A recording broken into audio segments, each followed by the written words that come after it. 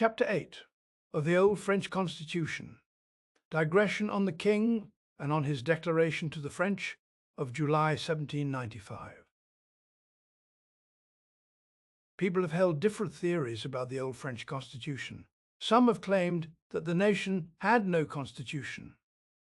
Others have claimed the contrary. And finally, others, taking a middle position, as usually happens on important questions, have claimed that the French really had a constitution, but that it was not observed. The error of those who claim that France had no constitution stems from that great mistake about human power, prior deliberation, and written laws. If a man of good faith, given only good sense and probity, were to ask what the old French constitution was, he could be answered boldly, "It is what you sensed when you were in France."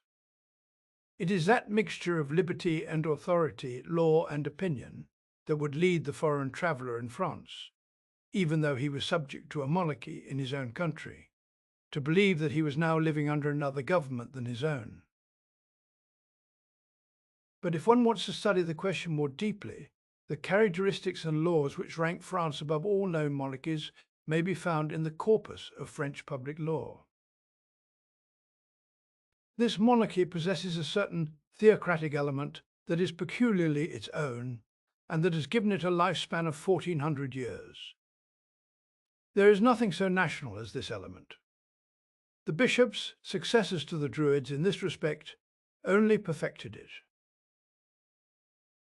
I do not believe that any other European monarchy has employed, for the good of the state, a greater number of priests in its civil government. I think back to the Pacific Fleury, to the Saint-Ouen, to the Saint-Legers, and many others, so distinguished for their political sense in the troubles of their times, veritable officers of France who tamed the tigers and made them follow in chains. I doubt whether one could find a parallel series anywhere. But while the priesthood in France was one of the three pillars supporting the throne and played such an important role in the nation's councils, tribunals, ministries, and consulates, it had no influence, or very little influence, in civil administration. And even when a priest was first minister, France never had a government of priests. Every influence was well balanced, and everyone had his place. From this point of view, it is England that most resembles France. If England ever banished the words church and state from its political vocabulary, its government would perish, just like that of its rival. It was the fashion in France, for everything is a matter of fashion in that country, to say that Frenchmen were slaves. But why then was the word citoyen, a word that cannot be translated into other European languages, found in the French language even before the Revolution took it up in order to dishonor it? The younger Racine addressed this beautiful verse to the King of France in the name of his city of Paris. Under a citizen king, every citizen is king. To praise a Frenchman's patriotism, one said, "C'est un grand citoyen." It is hopeless to try to use this expression in our other languages.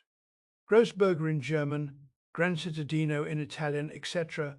are simply not tolerable. But we must go beyond generalities. Several members of the old magistracy have collected and developed the principles of the French monarchy in an interesting book that would appear to merit the confidence of the French. Développement des principes fondamentaux de la monarchie française. These magistrates begin, as is proper, with the royal prerogative, and certainly there is nothing finer. Page 28. The Constitution attributes the legislative power to the king. All jurisdiction emanates from him. He has the right to dispense justice, and to have it dispensed by his officials, to grant pardon, to bestow privileges and rewards, to establish offices, to confer nobility, to convoke and dismiss national assemblies whenever he judges it wise to do so, and to make peace and war, and to call up the army. No doubt these are great prerogatives, but notice what the French Constitution places on the other side of the balance. Page 364. The king reigns only through the laws and is powerless to act by mere whim.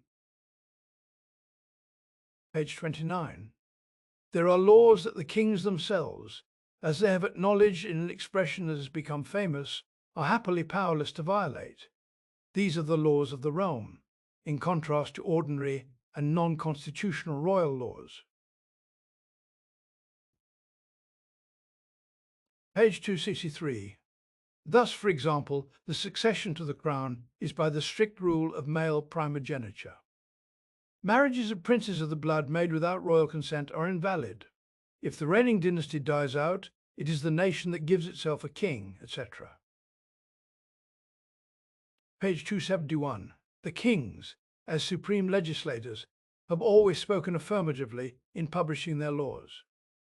Nevertheless, there is also a consent of the people, although this consent is only an expression of the desire, the gratitude, and the acceptance of the nation. Page 332. 3 orders, 3 chambers, 3 deliberations. This is the way the nation is represented. The results of these deliberations, if unanimous, manifest the will of the Estates General.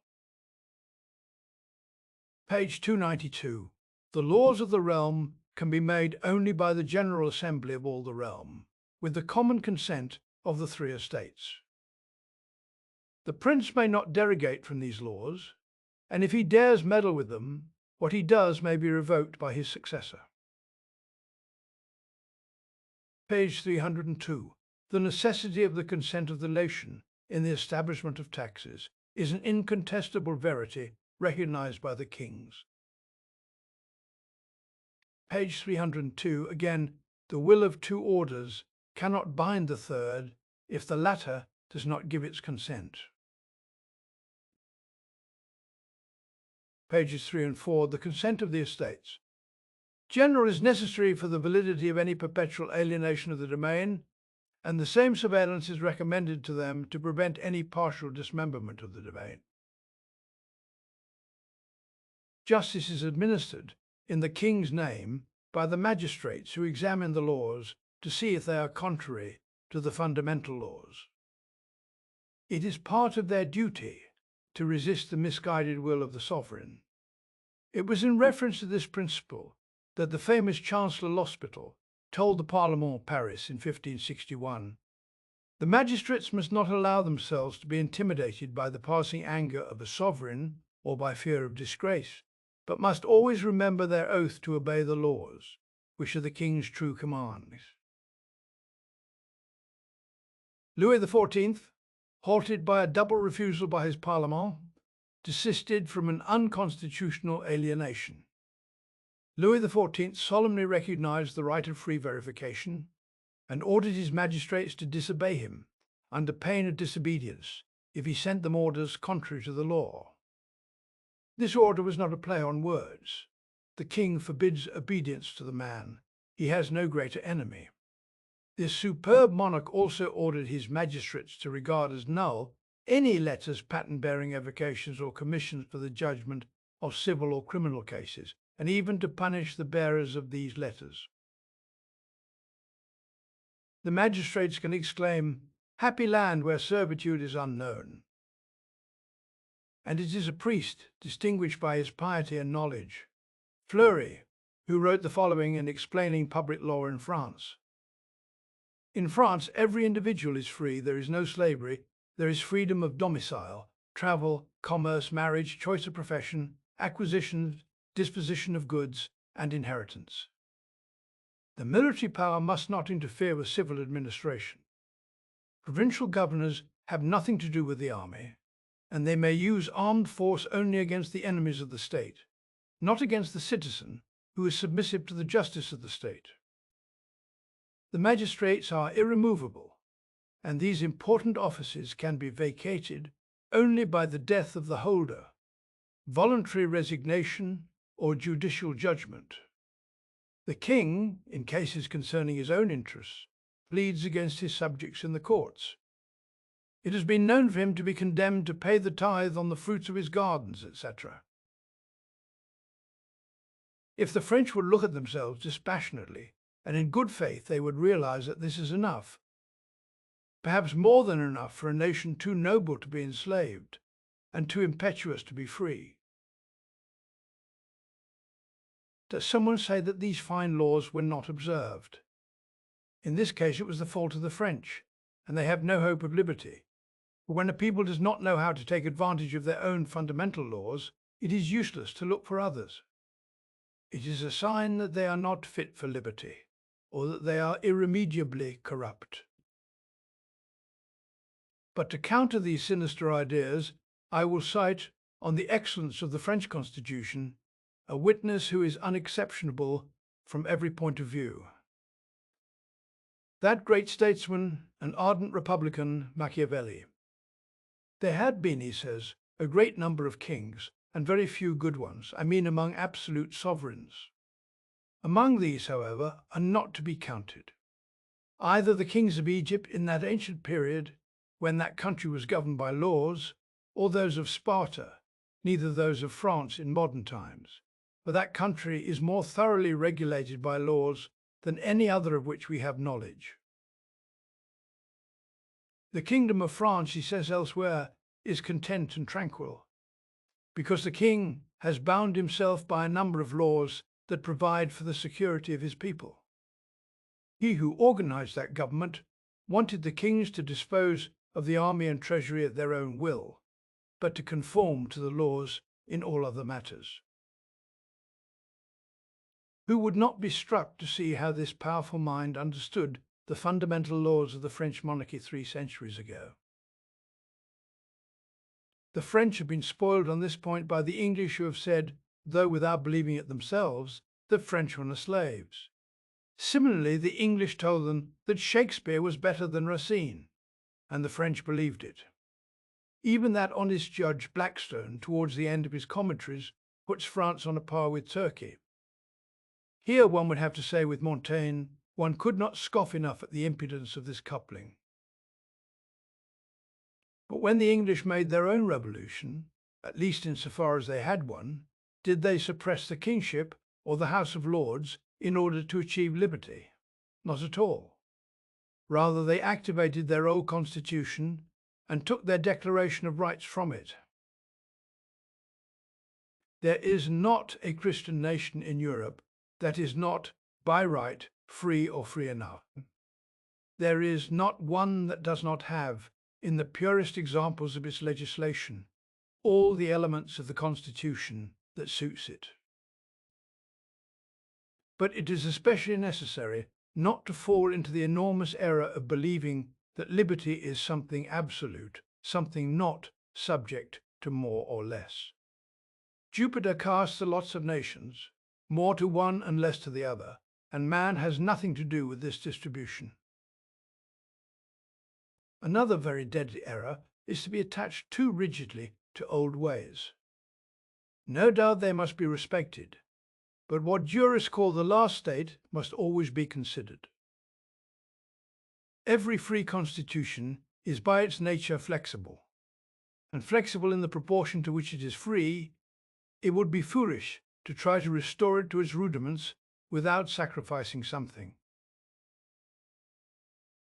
Everything proves that the French sought to surpass human power, that these disorderly efforts are leading them into slavery, that they only needed to recognize what they already possessed, and that if they are made for a greater degree of liberty than they enjoyed 7 years ago, which is not at all clear, they have at hand in all the examples of their history and legislation everything they need to make them honored and envied by all Europe.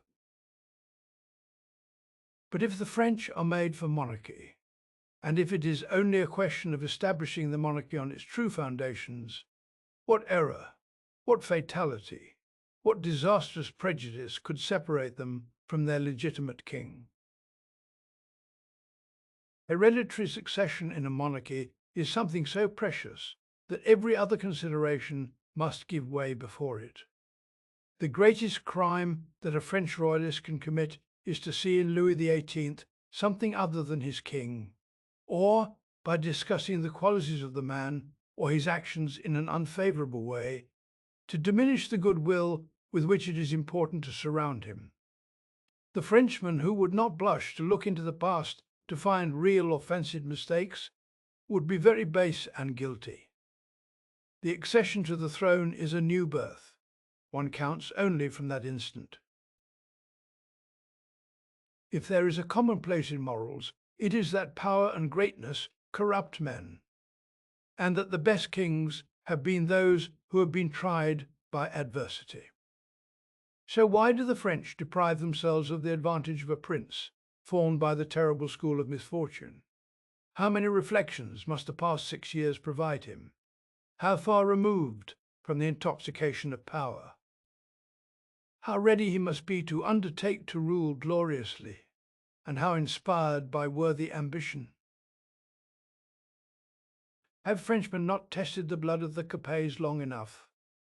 They know from a 6-century-long experiment that this blood is good, so why change? The head of this great family has shown himself by his declaration to be loyal, generous, and profoundly inspired by religious truths. No one disputes his natural intelligence and excellent education. There was a time, perhaps, when an unlettered king was acceptable, but in this century, when we believe in books, an educated king is an advantage.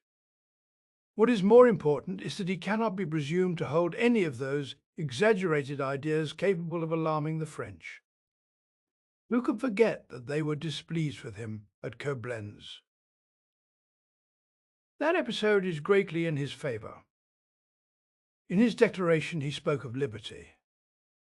And if someone objects that the word was used guardedly, one can reply that a king must not speak the language of revolution.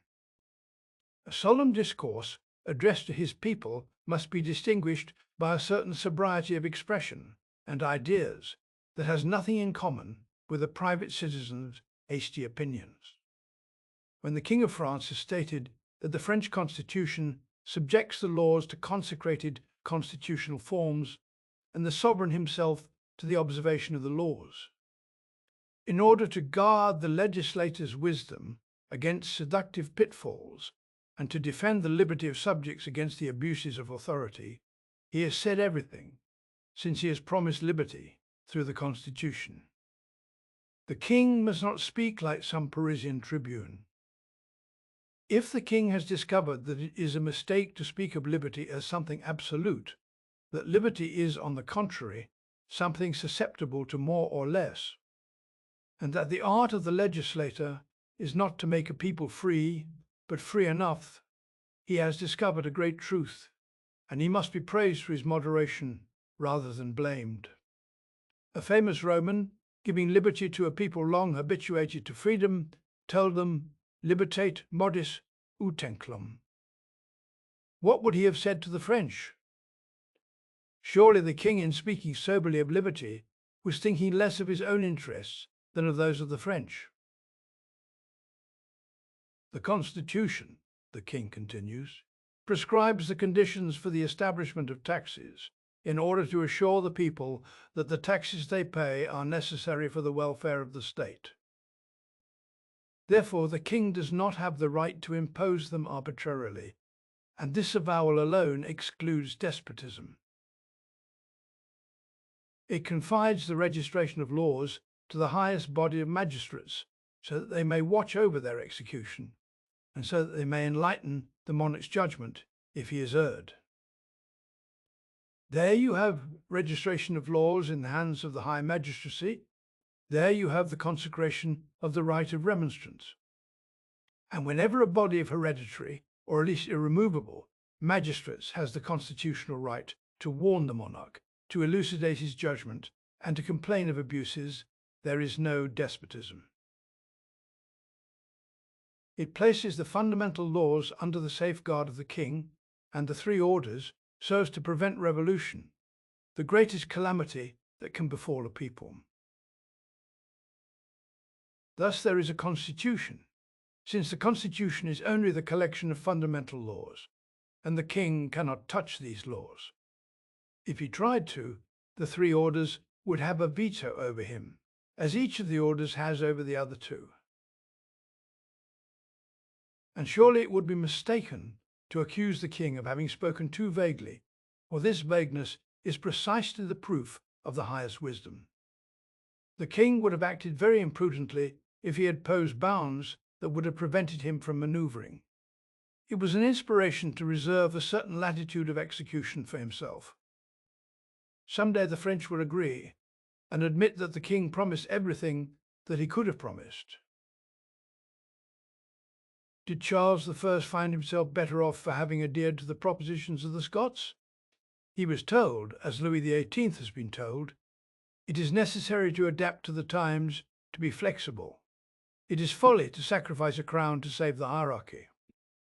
He believed it and acted very badly. The King of France is wiser.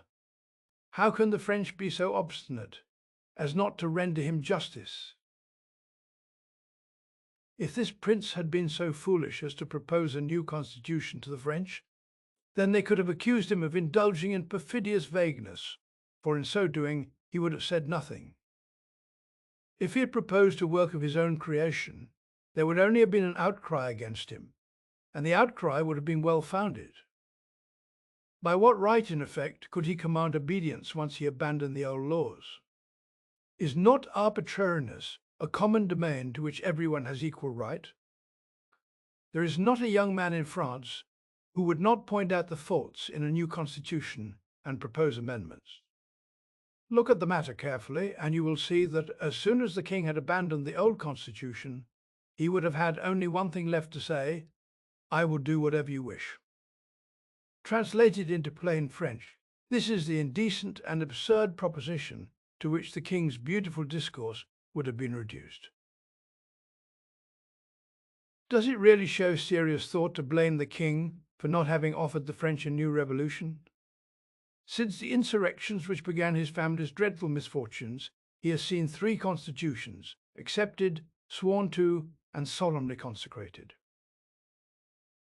The first 2 lasted no time at all, and the third exists in name only. Should the king have offered his subjects 5 or 6 and let them take their choice? Certainly the first 3 cost enough that no sensible man would be advised to suggest another. But such a proposal, which would be folly on the part of a private citizen, would be foolish and criminal on the king's part. No matter what he did, the king could not have made everyone happy. There would have been objections if he had published no declaration, there were objections to the one he published, and there would have been objections to any other. In a doubtful situation, he did well to stand on principle, offending only passion and prejudice, in saying that the French Constitution would be his Ark of the Covenant. If Frenchmen would examine this declaration dispassionately, I would be most surprised if they did not find there good reasons for respecting the king. In the terrible circumstances in which he found himself, nothing could have been more attractive than the temptation to compromise on principle in order to reconquer the throne. So many people said and believed that the king was losing by his obstinate attachment to old ideas. It would have appeared so natural to listen to proposals of accommodation. Above all, it would have been so easy to accede to these proposals, with the mental reservation to regain the old prerogative, not dishonestly, but relying on the force of things, that it took a great deal of frankness, nobility, and courage to tell Frenchmen, I cannot make you happy. I must, reign only constitutionally. I will not meddle with the Lord's Ark. I am waiting for you to come back to your senses. I am waiting until you have grasped this truth that is so simple and so self-evident and that you still obstinately reject, which is that with the same constitution I can give you a totally different regime. The king showed his wisdom by telling the French that their old and sensible constitution was for him a sacred ark, and that he was forbidden to alter it lightly. However, he added that he wanted to restore all its purity and vigour, which time had corrupted and weakened. Once again, these are inspired words, for they clearly separate what pertains to human power from what belongs to God.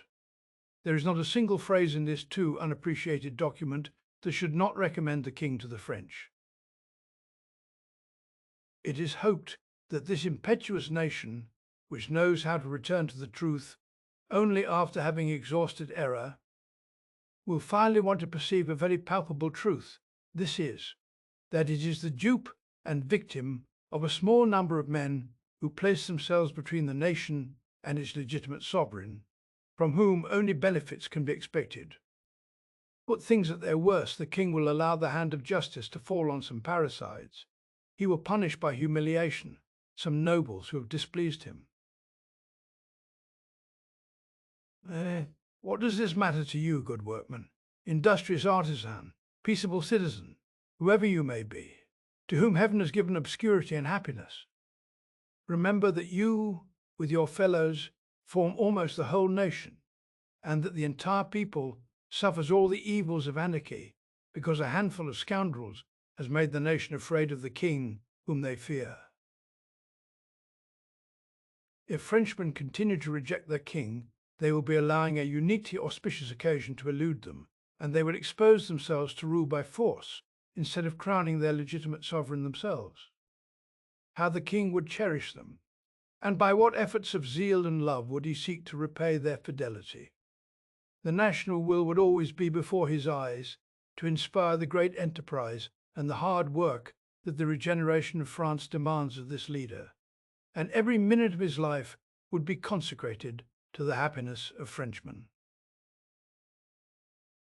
But if they obstinately reject their king, do they know what their lot will be? Hardship has by now matured the French enough for them to understand a hard truth. The fact is that the neutral witness observing them in the midst of their frantic liberty is often tempted to cry out like Tiberius, O hominis ad servitutem natus. There are, as we know, several kinds of courage, and Frenchmen certainly do not possess them all.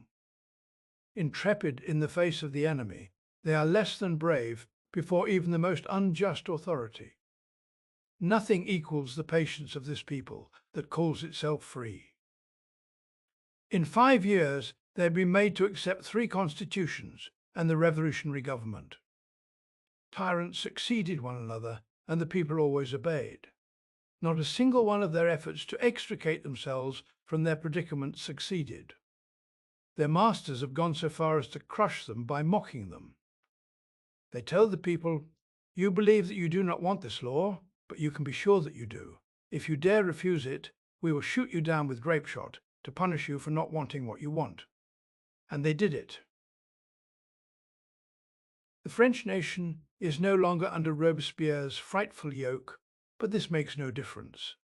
They may well congratulate themselves for having escaped this tyranny, but they have nothing to boast about. I am not sure that their time of servitude was more shameful than that of their emancipation. The history of the 9th of Thermidor is short. A few scoundrels killed a few scoundrels. If it had not been for this family quarrel, Frenchmen would still be groaning under the rule of the Committee of Public Safety. And who knows what still awaits them? They have given such proof of their patience that there is no kind of degradation that they cannot expect. I suggest this is a great lesson, not only for the French people, who more than any other people in the world will always accept their masters and never choose them, but for the small number of good Frenchmen made influential by circumstances, to neglect nothing to save the nation from these degrading fluctuations by delivering it into the hands of the king. No doubt he is human, but do they expect to be governed by an angel? He is human, but today we are sure that he knows this, and this is a great deal. If the wish of Frenchmen were to place him on his father's throne, he would embrace his nation, and the nation would find in him everything it desired: goodness, justice, love, gratitude, and incontestable talents matured in the hard school of adversity. The French have appeared to pay little attention to the words of peace that he has addressed to them. They had not praised his declaration, they have even criticized it, and probably they have forgotten it. But some day they will render him justice. Some day posterity will refer to this statement as a model of royal wisdom, frankness, and style. The duty of every good Frenchman at this moment is to work untiringly, to direct public opinion, in favour of the king, and to present his every act in a favourable light. Royalists must examine their consciences severely on this point and permit themselves no illusions. I am not a Frenchman. I know nothing of their intrigues. I am not personally involved with these people. But supposing a French royalist said to me, I am ready to spill my blood for the king, however, without derogating from the loyalty I owe him, I cannot help but blame him, etc. I would tell him what his conscience would already be shouting. You are lying to the world and to yourself. If you were capable of sacrificing your life for the king, you could sacrifice your prejudices for him. Moreover, he does not need your life. He needs rather your prudence, your measured zeal, your passive devotion, even, to cover all possibilities, your indulgence. Keep your life, which he does not need at the moment, and give him those services he does need. Do you think those who make the newspapers are the most heroic? On the contrary, the most obscure can be the most efficacious and the most sublime. It is not your pride that is at stake here. Satisfy your conscience and him who gave you a conscience.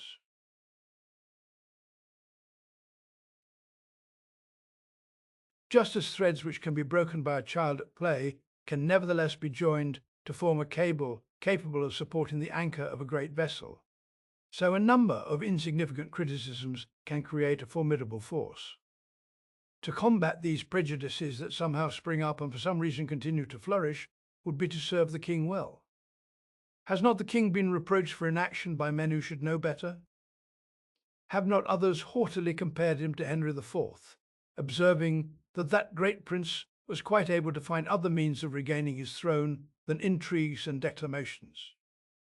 But if one is going to be funny, why not reproach the king for not having conquered Germany and Italy as Charlemagne did, and for not living there in great style while waiting for the French to listen to reason? As to the more or less numerous party that is raising great outcries against the monarchy and monarch, it is animated by more than mere hate. It is worth analysing what is involved. There is not an intelligent man in France who is not more or less disgusted with himself. Every heart is burdened by the nation's ignominy, for never was a people despised by more miserable masters. So they need to comfort themselves, and good citizens do it in their own way. But the vile and corrupt man, for whom all elevated ideas are foreign, revenges himself for his past and present abjection by contemplating the spectacle of humiliated greatness with the ineffable delight of the lowly.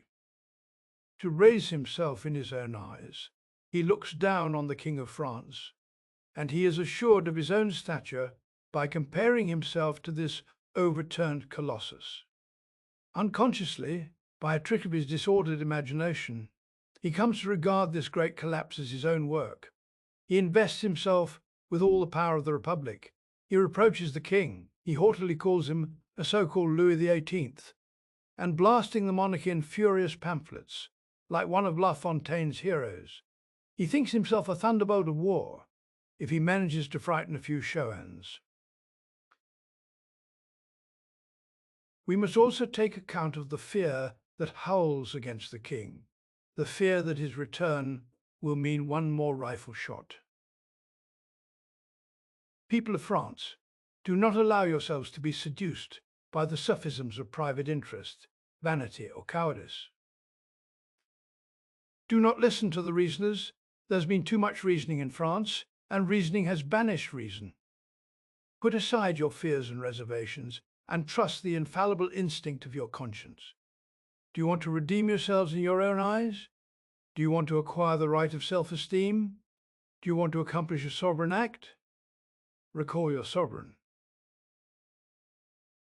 I am a perfect stranger to France, which I have never seen, and I expect nothing from her king, whom I shall never know. So if I commit some errors, Frenchmen can at least read them calmly as entirely disinterested errors. But what are we, weak and blind human beings? And what is that flickering light we call reason? When we have calculated all the probabilities, questioned history, satisfied every doubt and special interest, we may still embrace only a deceptive shadow rather than the truth. What decree has he pronounced on the king, on his dynasty, on his family, on France, and on Europe? Where and when will the troubles end, and by how many misfortunes must we purchase our tranquillity? Is it to destroy that he is overthrown, or are our hardships to last forever? Alas, a dark cloud hides the future, and no eye can penetrate its shadows. Nevertheless, everything announces that the present situation in France cannot last, and that invincible nature must restore the monarchy. So whether our wishes are accomplished, or whether inexorable providence has decided otherwise, it is curious, and even useful, to study how these great changes occur and what role the multitude might play in an event whose date appears doubtful, never losing sight of history and the nature of man.